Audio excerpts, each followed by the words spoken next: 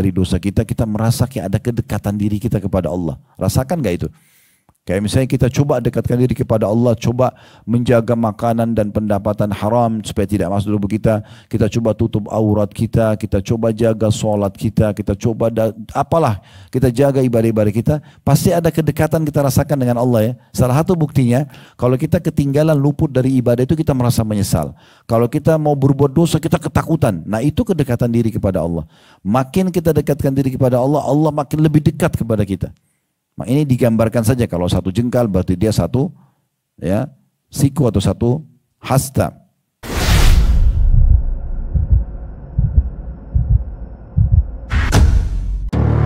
Janganlah kamu termasuk orang-orang yang lalai. Ya. Kalau zikir boleh bersuara, tapi jangan teriak-teriak. Pernah Nabi SAW bilang dalam satu perjalanan Bapak Ibu sekalian kepada para sahabat, kalau kalian sedang menukik, ya, kalau kita pesawat mungkin lagi take off ya, atau naik mobil lagi mendaki gitu ya, maka bertakbirlah. Bilang Allahu Akbar ya. Kalau kalian sedang turun, kalau pesawat itu landing, atau kalau mobil mungkin turun dari tempat ketinggian ya, itu bertasbihlah, bacalah subhanallah. Rupanya ada satu sahabat karena semangatnya, dia waktu kudanya lagi naik ke atas gurun gitu, gundukan tanah di padang pasir waktu pulang dari peperangan, dia teriak Allahu Akbar, suara keras. Maka Nabi SAW panggil. Nabi mengatakan jangan kau keraskan suaramu karena zat yang sedang kau sebut tidak tuli. Kau usah teriak-teriak, gitu kan? Nah begitu juga Nabi SAW pernah waktu membawa pasukan masuk ke wilayah Khaybar, pemukiman orang-orang Yahudi yang diserang oleh Nabi SAW waktu itu. Kalau tidak salah jaraknya sekitar 180 km dari kota Madinah, kurang lebih lah ya. Itu para sahabat waktu lihat pemukiman dan benteng Yahudi, mereka semangat sekali. Kenapa? Karena Nabi SAW sudah janjikan, ini Khaybar akan takluk. Dan harta rampasan perang akan banyak didapatkan dari situ. Maka para sahabat melihat itu sambil teriak-teriak, Allahu Akbar, Allahu Akbar. Ini di medan perang loh ini, teriak-teriak, semangat. Maka Nabi SAW panggil mengatakan, jangan kalian teriak-teriak. Yang kalian sedang panggil seru ini tidak tuli. Boleh takbir, tapi jangan berlebihan. Misal, nah ini contoh saja penyampaian tentang adab daripada zikir tersebut. Jadi tenang. Ya. Apa kata Nabi SAW zikir habis sholat? Siapa yang membaca subhanallah 33. Alhamdulillah 33. Allahu Akbar 33. Berarti kalau digabung semuanya jadi 99.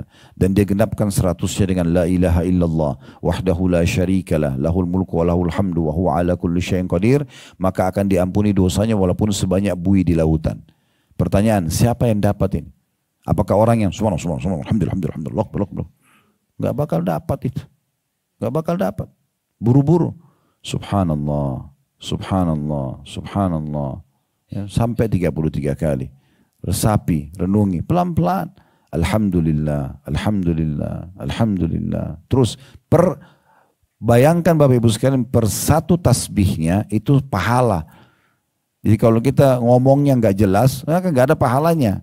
Allahu Akbar, Allahu Akbar, Allahu Akbar. Terus sampai 33. Nah ini orang yang dapat. Makanya jumlahnya cuma 33, yang penting berkualitas. Nah ini poin juga perlu digarisbawahi. Kemudian beliau mengangkat hadis Nabi SAW dalam hadis Bukhari. Mathalul ladzi yadhkuru rabbahu wal ladzi la yadhkuru rabbahu mathalul hayyi wal mayyit. Perumpamaan orang yang menyebut nama Allah, nama Tuhannya, berzikir dengan orang yang tidak berzikir, laksana orang yang hidup dan orang yang mati. Jadi dianggap orang yang suka berzikir itu adalah orang yang hidup. Orang yang tidak berzikir sama dengan orang mati, tidak ada fungsinya dia. Kalau dia tidak pernah menyebut Tuhannya, maka tidak ada fungsinya. Kemudian dalam hadis lain riwayat Muslim kata Nabi SAW, "Mathalul baiti alladhi yudhkarullahu fihi, mathalul baiti alladhi yudhkarullahi fihi, wal baiti alladhi la yudhkarullahi fihi, mathalul hayyi wal mayyit." Perumpamaan rumah yang digunakan untuk zikir kepada Allah dengan rumah yang tidak digunakan di dalamnya untuk berzikir, laksana orang yang mati dan orang yang hidup. Hadis selanjutnya, beliau mengangkat juga sabda Nabi SAW, ini hadis yang mulia. Ya, ini tentang kedudukan berzikir. Kata Nabi SAW dalam hadis ini riwayat Tirmidzi dan juga Ibnu Majah, dua-duanya menyatakan hadis sahih ini. Sabda Nabi SAW, ala unabbiukum bi khairi amalikum. Mau enggak aku tunjukkan untuk kalian perbuatan kalian yang paling terbaik. Paling terbaik sudah ini amalnya. Wa azkaha inda malikikum. Dan paling suci di sisi raja kalian Allah. Nih, yang paling baik dan paling suci. Wa arfa'iha fi darajatikum. Dan yang paling cepat mengangkat derajat kalian nanti di surga. Wa khairi lakum min infaqidz zahabi wal warq. Dan lebih baik juga, lebih besar pahalanya daripada kalian berinfak dengan menggunakan emas ataupun perak ataupun juga uang-uang kertas, ya. Wa khairin lakum min an talqaw aduwakum fatadribu anaqahum wa yadribu anaqakum. Dan lebih baik bahkan pahalanya daripada kalian bertemu dengan musuh kalian lantas kamu memenggal leher mereka ataupun mereka memenggal leher kalian. Maksudnya kalian membunuh atau kalian dibunuh mati syahid di medan perang. Maka para sahabat serentak mengatakan qalu bala. Mereka mengatakan tentu ya Rasulullah. Siapa yang enggak mau ini?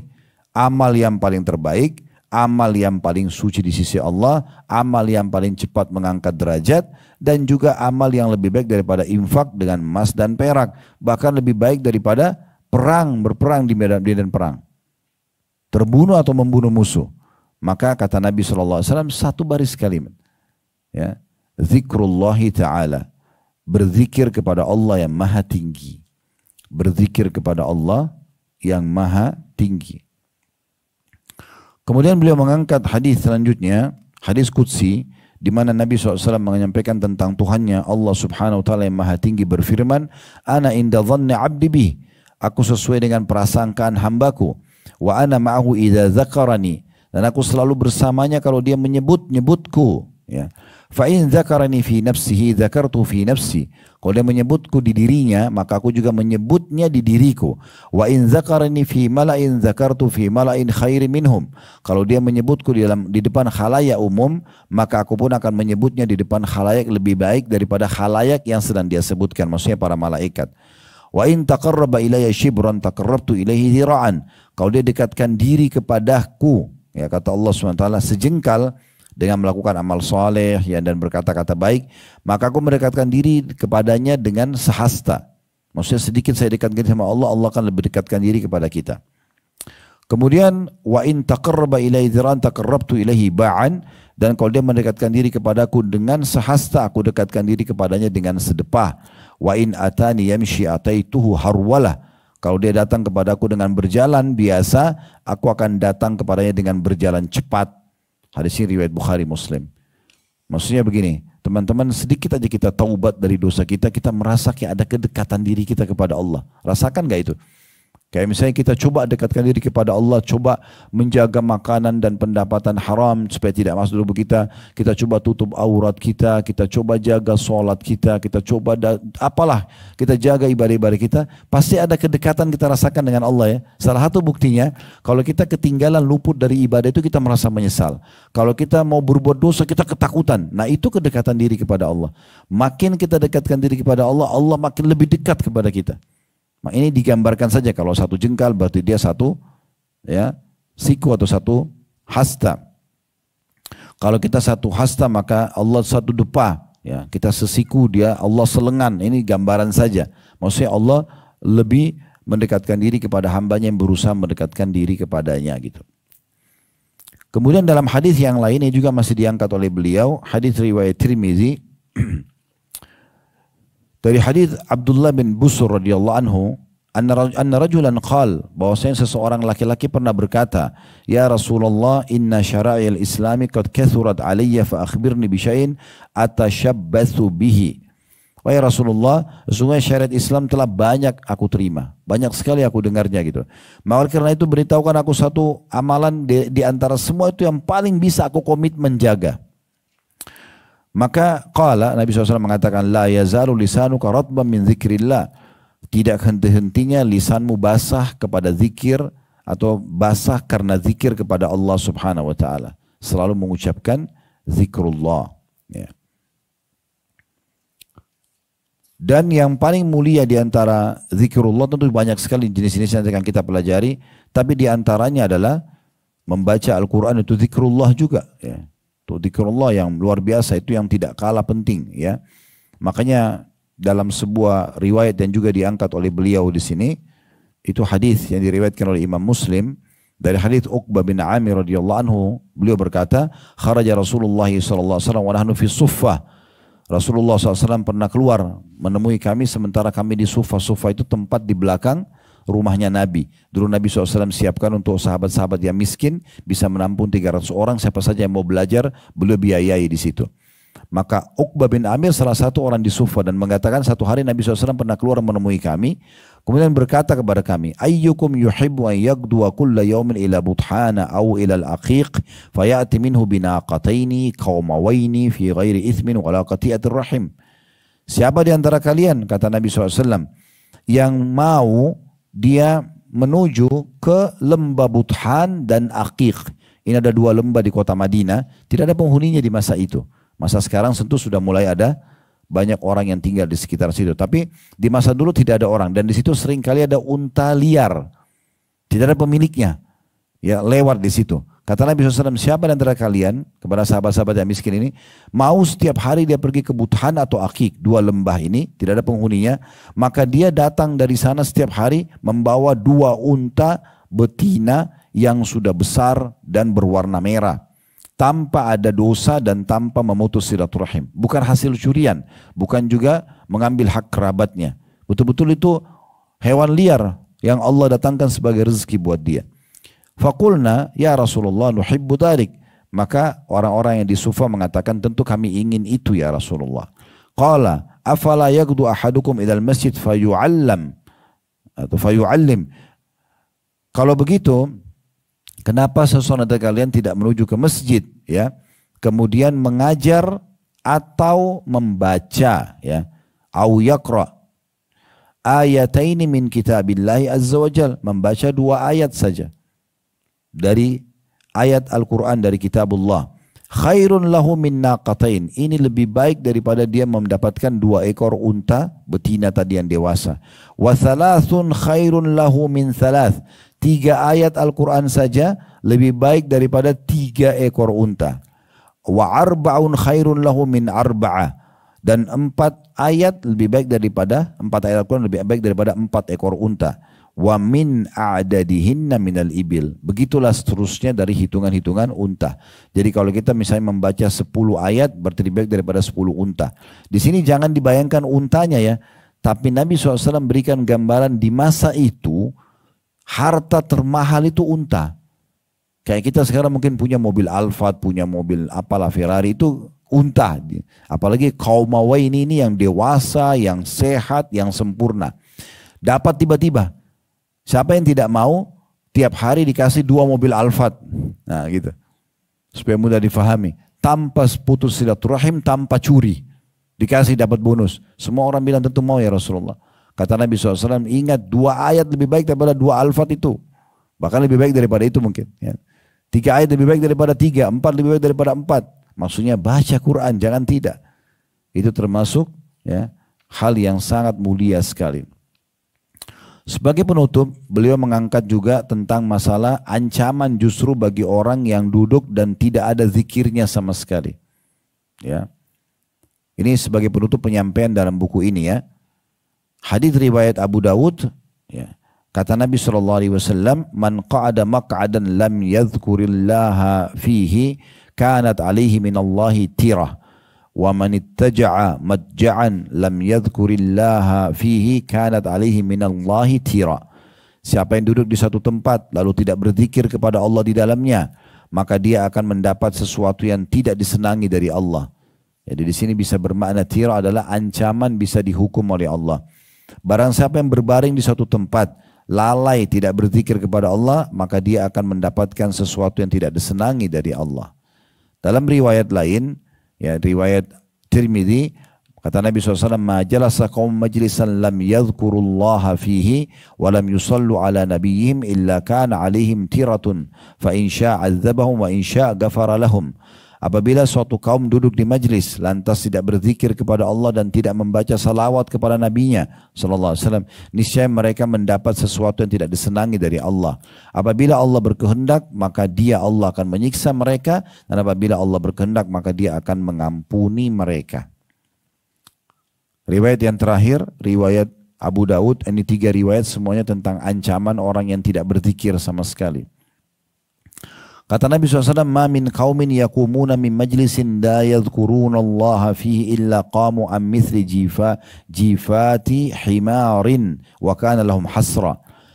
Setiap kaum yang berdiri dari satu majlis dan mereka sama sekali tidak pernah berzikir kepada Allah dalamnya, maka mereka laksana berdiri dari bangkai keledai dan mereka akan menyesal nanti pada hari kiamat. Ya. Berarti kita sudah dengarkan tentang masalah keutamaan berzikir, plus lagi tentang masalah ancaman orang yang tidak berzikir. Baik, sekarang kita akan masuk ke bagian pertama.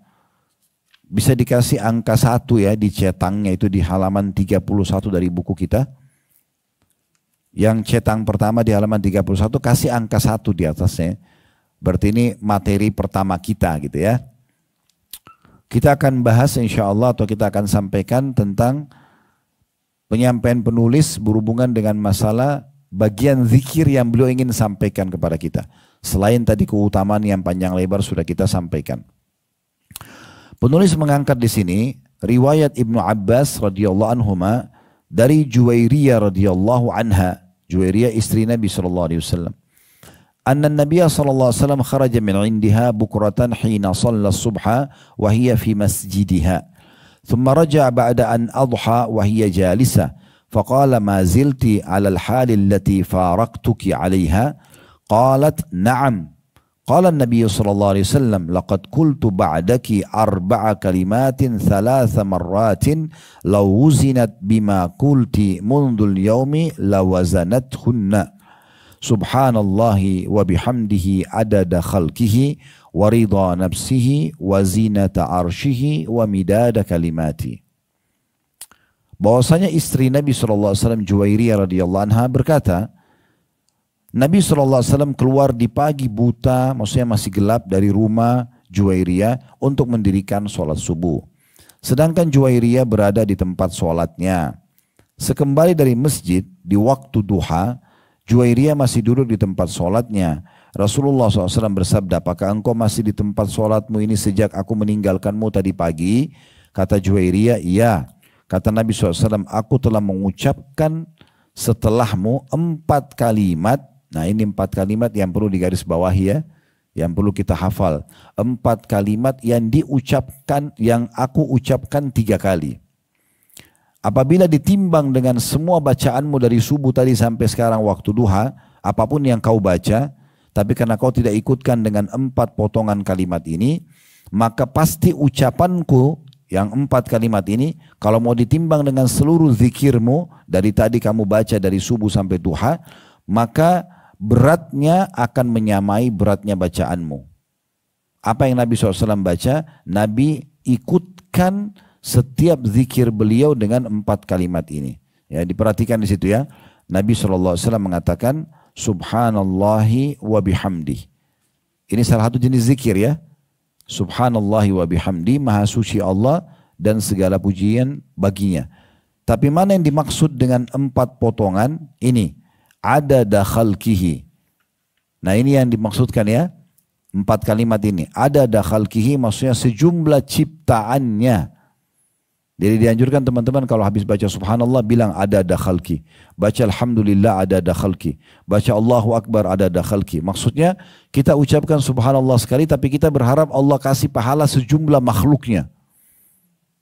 Itu kan banyak banget ya. Semua jumlah manusia, semua jumlah hewan-hewan dari semut, serangga jutaan, miliaran mungkin jumlahnya. Serangga-serangga hewan semuanya, tumbuh-tumbuhan, bintang-bintang terjangkau oleh mata kita semua makhluknya. Jadi kita ucapin 1 kali Allahu Akbar, tapi dengan ada khalqi, berarti Allah Akbar itu sejumlah yang kau ciptakan dari makhlukmu ya Allah. Ini kalimat mahal, ya, harus dihafal ini. Ada khalqi. Kemudian yang kedua, ya, waridha nafsih, dan keridhaan dirinya, maksudnya sampai Allah ridha. Kita kasih contoh rasional. Teman-teman kalau masuk ketemu sama seorang pemimpin, raja, presiden, ya, mungkin kalau kita puji dia sekali saja, biasa aja. Misalnya kita mengatakan Pak Presiden yang terhormat atau Raja yang mulia, misal. Beda nggak kira-kira kita ucapin itu sekali dengan kita ucapin 10 kali. Misalnya setiap pujian, setiap kali ngomong, siapa Presiden, baik Sang Raja yang mulia. Kita ulangi. Kalau sudah 10 kali kita ulangi, 20 kali kita ulangi, tentu kita lebih dimuliakan dibandingkan kita cuma ucapin sekali.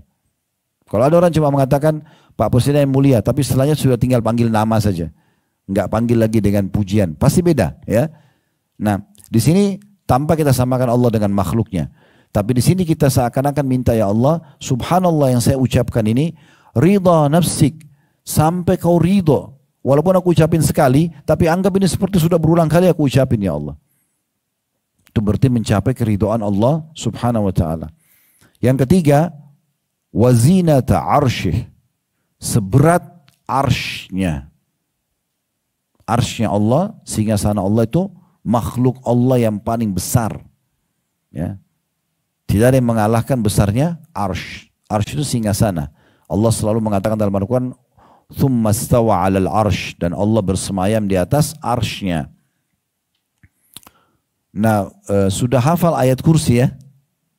Ayat artinya tanda-tanda, bukti. Kursi itu walau bahasa Indonesia tempat duduk ya.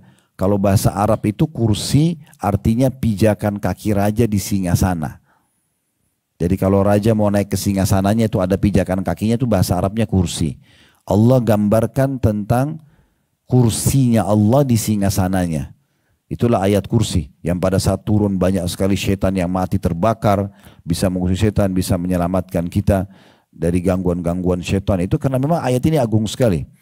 Di antara yang kita baca di ayat kursi adalah wasi'a kursiyuhu samawati wal ard. Wasi' artinya telah meliputi, telah menutupi, kursiyu pijakan kakinya di singgasananya as-samawati wal ard. Jadi bisa dibayangkan berapa besarnya kursinya Allah itu. Ya. Karena dia meliputi seluruh alam semesta ini, seluruh langit dan bumi. Nah, arsh itu lebih besar daripada kursi. Maka kita minta, zikirku ini ya Allah, Allahu Akbar sekali aku baca ini, selain ya adada khalqika, sejumlah ciptaanmu, waridha nafsika, sampai engkau ridho dan menerimanya, kemudian wazinata arshika, dan seberat arshmu. Ini Allah yang ajarkan kepada kita. Berarti luar biasa besarnya pahala ini pada satu kali zikir.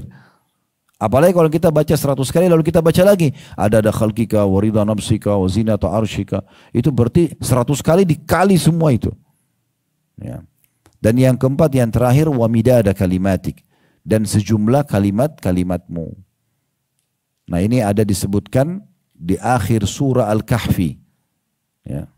Qul law kana al-bahru midadan li kalimati rabbi lanafida al-bahru qabla an tanfada kalimatu rabbi walau ji'na bimithlihi madada, kata Allah. Katakan hai Muhammad, kalau seandainya seluruh air lautan digunakan untuk menulis kalimat-kalimat Tuhan, maka tidak akan pernah habis kalimat-kalimat tersebut, walaupun kalimat itu, walaupun air laut itu sudah habis. Jadi kalimat Allah banyak sekali. Gitu kan? Tidak terbatas ya. Maka keempat potongan ini dianjurkan untuk selalu dihubungkan dengan zikir kita supaya kita mendapatkan pelipat gandaan pahala. Ya. Kemudian dalam riwayat lain, tadi itu bisa dilihat ya, kalau yang riwayat yang tadi baru kita bacakan itu ada footnote nomor di bawah ya, itu diriwayatkan Imam Muslim. Ya. Kemudian riwayat lain, tadi itu riwayat, oh ini sama-sama ya, dia satu riwayat aja ini, cuman beda riwayat, beda penyebutan riwayatnya, tapi dua-duanya diriwayatkan Imam Muslim. Makanya di footnote nomor 41 di bawah itu cuman satu saja diriwayatkan Imam Muslim dalam kitab Az-Zikir wa Du'a.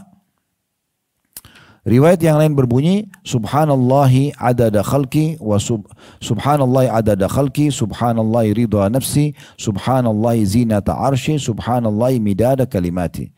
Maha suci Allah sejumlah ciptaannya, maha suci Allah sejumlah keridhaan dirinya, maha suci Allah seberat arsy-Nya, maha suci Allah sebanyak tinta kalimat-kalimatnya. Ya, jadi ini berarti kita dianjurkan oleh penulis ini, saran yang sangat baik ya, supaya kita panen pahala yang besar. Nah, ini mirip dengan judul yang beliau tulis ini. Meraih pahala besar dengan amalan ringan. Kan judulnya buku kita begitu. Nah, beliau ingin menyampaikan kalau zikir jangan zikir aja. Terbukti Juwairiyah radhiyallahu anha istri Nabi SAW berzikir tapi tidak kena diikuti adada khalqi wa ridha nafsi wa zinata arsy wa midada kalimati. Maka Nabi SAW mengatakan, aku sudah ucapkan kalimat 4 potongan ini. Kalau ditimbang dengan semua zikirmu dari habis subuh tadi sampai duha, maka pasti akan bisa menyamai atau bahkan mengalahkannya. Karena diikuti dengan masalah atau tambahan kalimat ini. Allahu a'lam. Ini bahasan kita insyaAllah dalam pembukaan judul zikir dan doa. Serta juga penyampaian di cetang pertama tentang masalah berzikir usahakan diikuti dengan 4 potongan. Kalimat tadi saya ingatkan lagi, ada khalqihi sejumlah makhluknya, warida nafsihi sampai sepenuh keridoannya, ya, wazinata arsy seberat arsy-nya singgasananya, wa midada kalimati sejumlah kalimat-kalimatnya. Maka ini insyaAllah akan melipat gandakan zikir yang sudah atau sedang kita baca. InsyaAllah kami mengajak teman-teman untuk partisipasi mendukung channel dakwah ini, tentu dengan di YouTube subscribe, like dan juga loncengnya, di Instagram, di Facebook, di TikTok mungkin sekarang dengan follow, dan cukup banyak ceramah. Kayak kita membahas ceramah ini 1 jam, 1 jam setengah. Teman-teman di kantor, alhamdulillah Allah mudahkan mereka sudah mulai membagi yang 1 jam, 1 jam setengah menjadi 1 menit. Cukup banyak di Instagram, bisa diambil, di share di grup-grup tentunya ya. Sehingga nanti insya Allah teman-teman bisa partisipasi bersama kami di pahala. Begitu saya teman-teman sekalian, semua bermanfaat. Kalau ada benar dari Allah, kalau salah dari saya mohon dimaafkan. Subhanakallahumma bihamdika, asyhadu an la ilaha illa anta astaghfiruka wa atubu ilaik. Wassalamualaikum warahmatullahi